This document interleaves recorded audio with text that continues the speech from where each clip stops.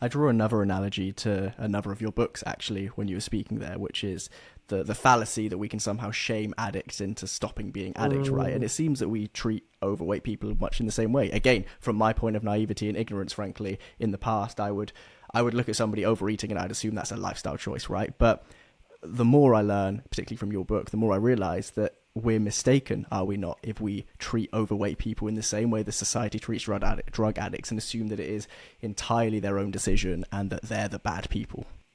it's a really wise question. Um, I think we all, how would I put it? You know, if shaming fat people worked, there would be no fat people. 42% of women with a BMI higher than 35 get insulted every single day. And I do think there are lots of people who genuinely, I think some of that is just cruelty and sadism. Some of it is fear. We fear becoming fat ourselves. So we want to kind of ward it off by being meaner to people who are fatter than us. I also think some of it is sincere. Some people genuinely believe that you're doing it for their own good, right? Oh, I'm doing this to them so they'll lose weight and become healthier, right? And there's been lots of scientific research on this. Shaming people and stigmatizing fat people actually makes people fatter over time, partly because if you're made to feel ashamed and traumatized, you actually comfort eat more. Partly, I think it's something that a really interesting writer called Lindy West said. Making overweight people hate their bodies doesn't make them treat their bodies better, right? You don't take good care of a thing you hate, is how she put it to me.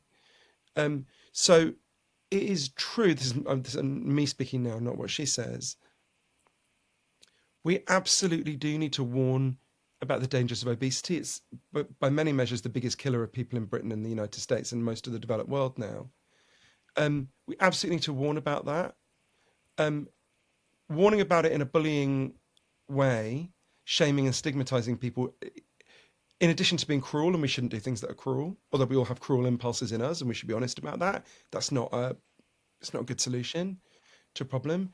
In addition to it being cruel, it actually doesn't work, right? It actually makes the problem worse. So we need to look at the deeper solutions, which for some people will be these drugs, but mostly I think will be in the longer term fixing the environment, right? Which sounds very fancy, but if we could even go back to the environment of 1979 in many ways, we would have dramatically less obesity than we have now. I went to countries that have done that, like Japan. I've seen how it can be done. Um, so it's not some kind of pie in the sky thing. It absolutely can be done. We particularly can do it for our kids. For someone like me who's grown up in this trap, you know, it's very hard to go back without some kind of external assistance. But for our kids, we don't have to tolerate them growing up in this trap and our grandchildren and people being trapped forever in this choice between a risky medical condition and potentially risky drugs.